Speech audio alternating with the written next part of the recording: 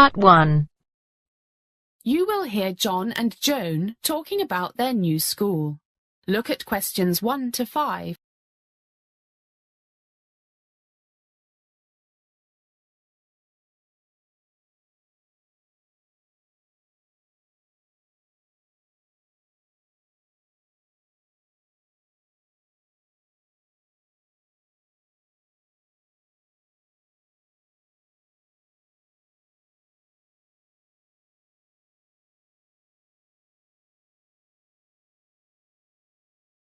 Listen carefully and answer questions 1 to 5. Hi, John. How's it going? Pretty good. What about you? Terrific. So what do you think of our new school? A1, man. Much better than the old one. In fact, I'm going to write an article for the London Times about it. Really? Yeah. Have you got half an hour? Maybe you should give me some ideas. If you buy me a coffee. No problem. How do you think I should start? Introduce the headmaster? Why don't you compare it with the old one? You know, the buildings, laboratories, language lab, computer equipment, fitness center, pool, stuff like that. Yeah, that sounds reasonable. I mean, the old one was pretty bad, and the new headmaster seems like a great guy. Actually, all the teachers I've met seem pretty decent. Same here. The French teacher is really cool, and he's actually French, not like Smith at the old place. He sounded less French than even you do. Hey, my accent is perfect. Dream on. But why don't you start with what the headmaster told us school this morning, you know, his ideas on education and things. Yeah, I liked that. None of that stuff about how we must study hard for our futures in the honor of the school. There's no free lunch, that type of thing. He sounds pretty progressive. What did he say? If we teachers succeed in stimulating your minds, stimulating you to ask questions and think critically, then you will discover the joy of learning, enjoy your studies, and therefore work hard. Hey, what a memory. Those are his exact words. Do you remember what he said next? Something about it's good to keep fit. Yeah. Do you remember him mentioning those experiments showing that after half an hour of exercise, our brains are much more creative for hours? And puts you in a better mood. Did you see the fitness center? Look at questions 6 to 10.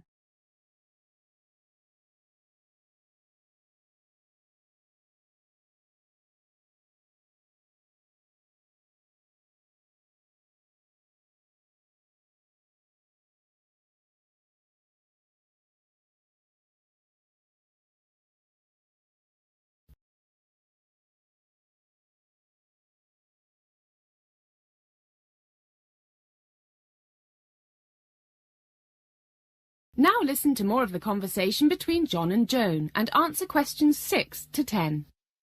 I went early this morning for a workout. Fantastic. Olympic-sized pool, not like that tiny 25-meter thing we had before. And the gym has absolutely everything. I counted 10 exercise bikes, some rowing machines, really good ones. Are you gonna go? I've been every other day for 2 weeks. Feel great. Hey, maybe I should interview some of the teachers and students for my article. Of course you should. Wow, just thought of it. I'm doing a video project. Maybe I could film the interviews. Makes sense.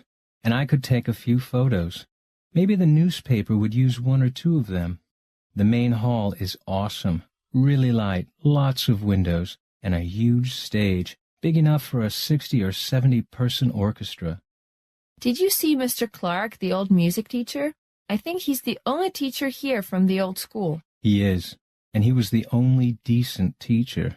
I met him in the hall. He's really happy, planning to double the size of the school orchestra. It's great. Okay, let's plan what we're going to do. That is the end of Part 1. You now have half a minute to check your answers.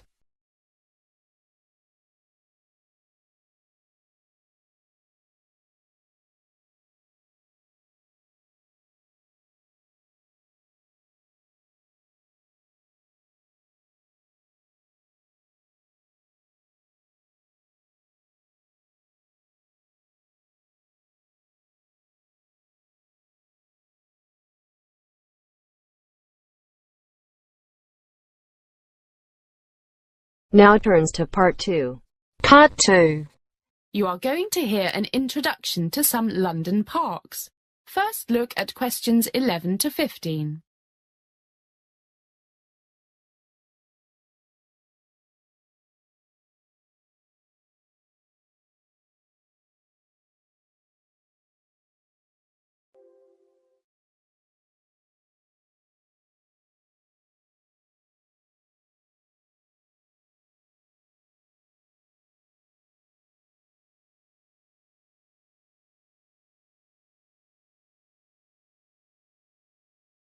As you listen to the first part of the talk, answer questions 11 to 15. Good morning, everybody, and welcome to the London Parks Society. It's a lovely day, so in half an hour or so we'll go outside and start our tour of some of London's famous royal parks. But for the next half an hour or so, while we enjoy our coffee and biscuits, I'll tell you something about some of these wonderful parks, a brief history, and some of their special attractions. I also have a few slides to show you. First, what do we mean by Royal Park? In short, they once belonged to or were established by order of a king or queen of England, or at least a member of the royal family. And it's a good job they did. They provide quiet and natural scenery, places that we might not be able to enjoy today if our former rulers had just put buildings everywhere. Let's start with the most famous, Hyde Park. This park offers some of London's finest scenery and covers 630 acres and a perimeter of 4 miles. I know we have friends from France here, so I'd better give it in metric. That's about 260 hectares and 6.5 kilometres. Hyde Park dates back to 1536, when King Henry VIII got the land from the monks of Westminster Abbey. Much of the later design, its layout, was done by the architect Decimus Burton in the 1820s, who took full advantage of the area's high and low land. It was the original site of the Crystal Palace, built for the Great Exhibition of 1851, the original ancestor of today's World Expos, like the one that will be held in Shanghai in 2010, I think. So it's been popular for a long time, and not only the people who live and work near the park like it. Many famous rock bands like Pink Floyd and the Rolling Stones have put on big rock concerts here. I still remember the Rolling Stones concert there in, I forget the exact year. It was around 1968, when I was a university student. Now look at questions 16 to 20.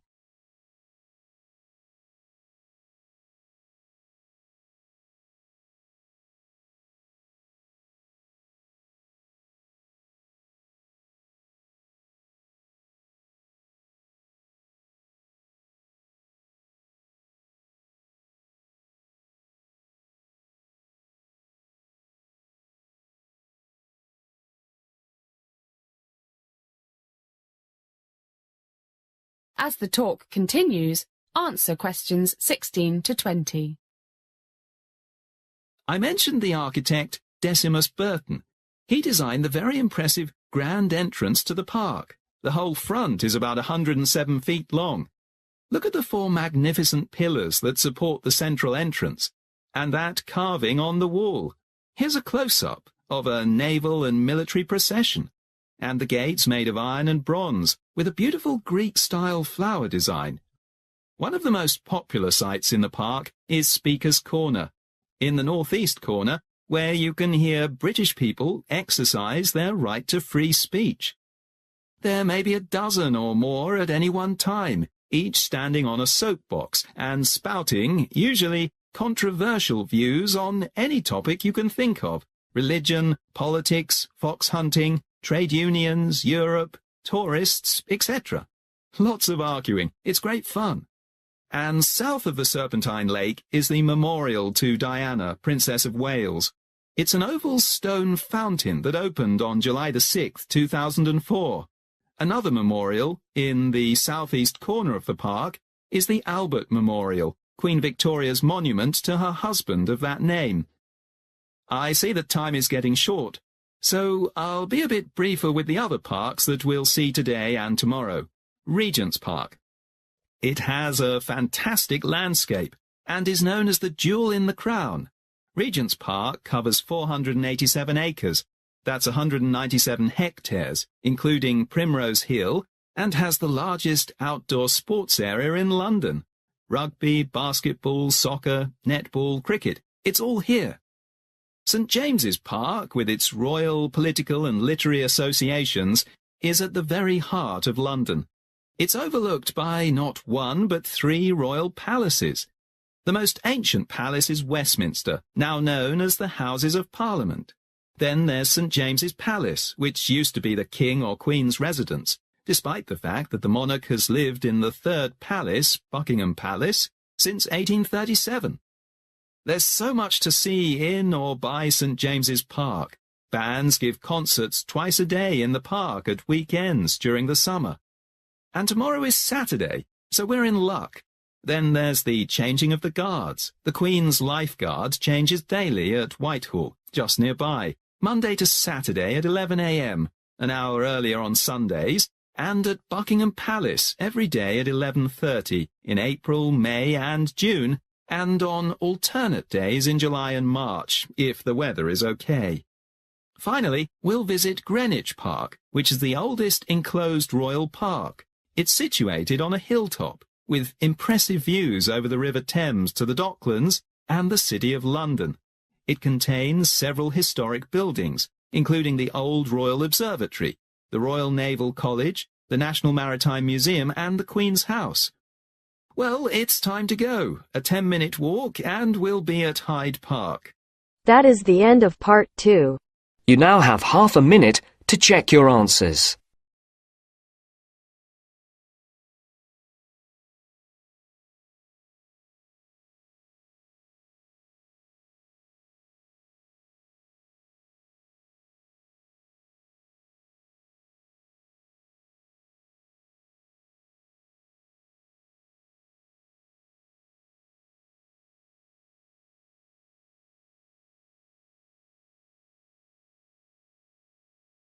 Now turns to part 3. Part 3. You are going to hear Bob asking 3 other students some questions for a survey. First, listen to the first part of the conversation and answer questions 21 to 25. You now have some time to read questions 21 to 25.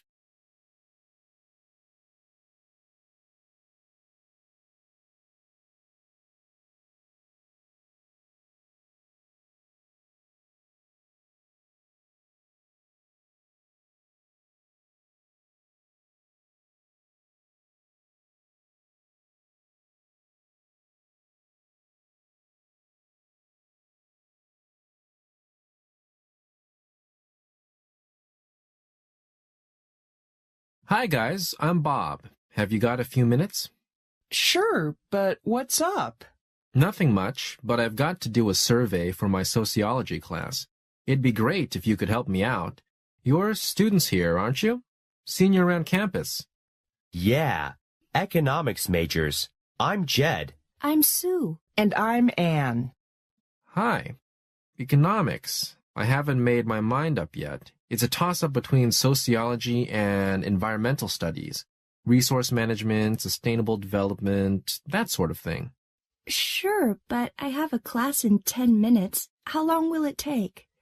Well, if I start with you, I should be able to get the info I need in 5 minutes or so. Okay. What do you want to know? Names and stuff. Anonymous is okay. I just need your major, economics, and what year you are. We're all sophomores. The fun year. Yeah, me too. Anyway, the first thing I want to know... By the way, these are open-ended questions. You can say as much or as little as you want. Okay, fire away. Right. What do you think is the single most important problem facing the world today? I reckon it's global warming, not terrorism. I've been taking this environmental economics class, and it's really... Come on, Sue. I've told you. This climate change stuff is all a big scare cooked up by environmental groups who care more about pandas than people. So subjective. As the conversation continues, answer questions 26 to 30. You now have some time to read questions 26 to 30.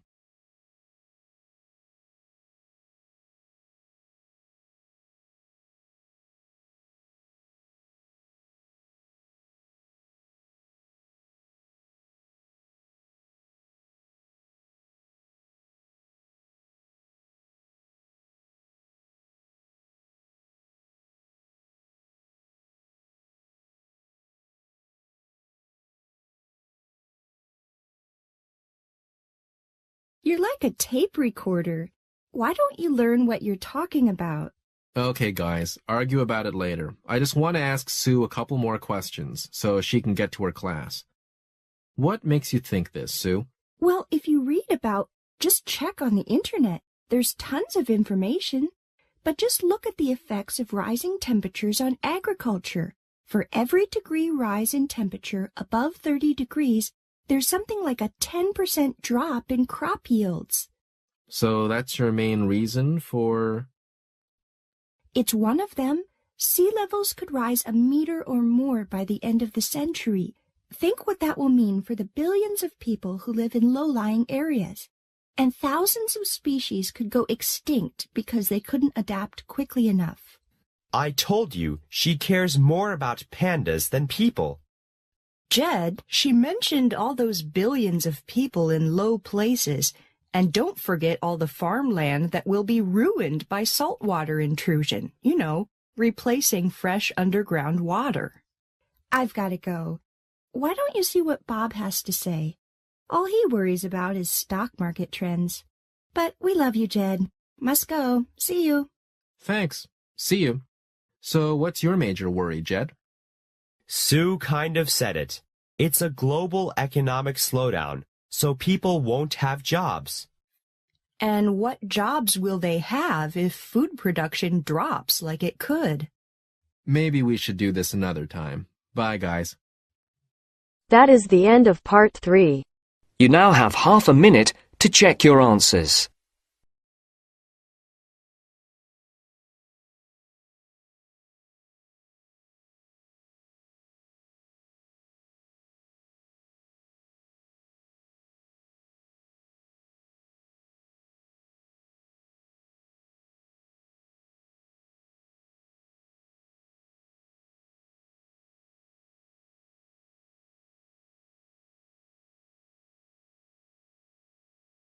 Now turns to part 4.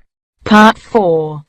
You are going to hear a talk about Oxford and Cambridge universities. You now have some time to read questions 31 to 40.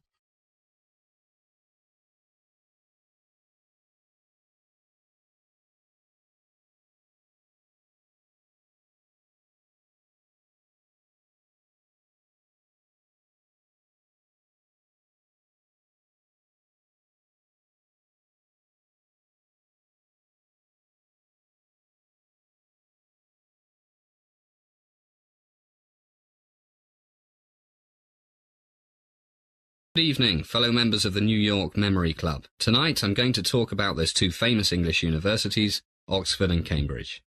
Let's see who wins tonight's big memory prize, which is a barrel of real English beer. Okay, here I go. Oxford is the oldest English-speaking university in the world. There is no clear date of when it started, but records show that there was some teaching at Oxford in 1096 AD. And it developed rapidly from 1167, when King Henry II banned English students from attending the University of Paris. In 1188, a historian gave a public lecture to the top Oxford teachers, and in 1190, the first known overseas student arrived. This started the university's tradition of international exchanges. In 1231, the masters, meaning the teachers, were recognized as a universitas, which is Latin for something like a corporation. In the 13th century, conflict between town and gown, meaning ordinary townspeople and students, the students wore gowns, accelerated the establishment of halls of residence like dormitories. This led to the Oxford colleges, of which University, Balliol and Merton colleges, established between 1249 and 1264, are the oldest. Less than a century later, Oxford was the most famous centre of learning in the world. It soon became a centre for religious and political disputes. John Wycliffe, a 14th century master of Balliol College, campaigned for a Bible in common English. The pro-Latin leaders of the Catholic Church in Rome were very angry over this, and even more angry when, in 1530, King Henry VIII forced Oxford University to accept his divorce from Catherine of Aragon. In the late 17th century, the Oxford philosopher John Locke, suspected of treason, was forced to leave England. The 18th century was an age of scientific discovery and religious revival. For example, a geometry professor at Oxford, Edmund Halley, successfully predicted the return of the comet that was named after him. I don't have enough time to tell you much more about Oxford University, but I must tell you that from 1878, academic halls were established for women. Since 1974, only one of Oxford's 39 colleges has not accepted both men and women. St Hilda's College remains the only women's college. Now for a few numbers. The University of Oxford has over 17,000 students. A quarter of these students are from outside the UK, 5% from Asia, 8% from North America, 10% from other European countries, and a few from elsewhere. Oxford University currently has students from more than 130 countries. Over 5,600 students are engaged in postgraduate work.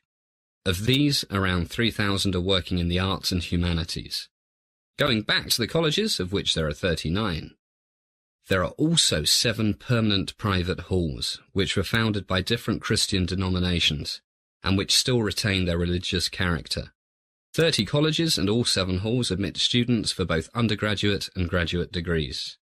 7 other colleges are for graduates only. 1, All Souls, has fellows only, and 1, Kellogg College, specialises in part-time graduate and continuing education. Okay, that's enough for Oxford. Now I'll tell you something about Cambridge University. The town itself has its origins in the 1st century BC, when an Iron Age tribe established a settlement on Castle Hill. Later, the Romans took over this site, which was an important strategic point, and was the meeting point of several important Roman roads. Over 1,000 years later, the Normans from France built a castle here. All that remains of this castle nowadays is the small hill that was inside the castle walls. In the 12th century, students attended schools attached to the monasteries and cathedrals, and as universities developed in Italy and France, scholars moved from one centre to another. Some went from Paris to Oxford, and later, in the 13th century, groups arrived in Cambridge. By the middle of the 12th century, there were enough students there for the town to be officially recognised as a seat of learning.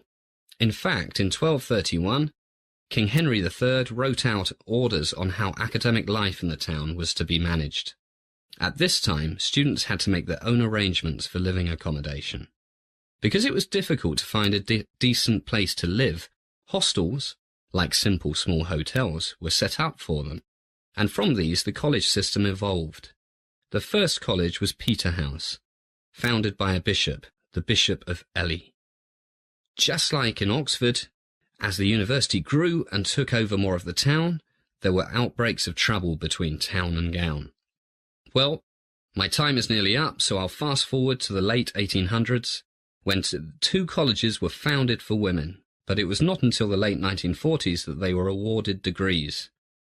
A 3rd women's college was founded in the 1950s, but it was not until the 1970s that other colleges began to accept female students. That is the end of part 4. You now have half a minute to check your answers.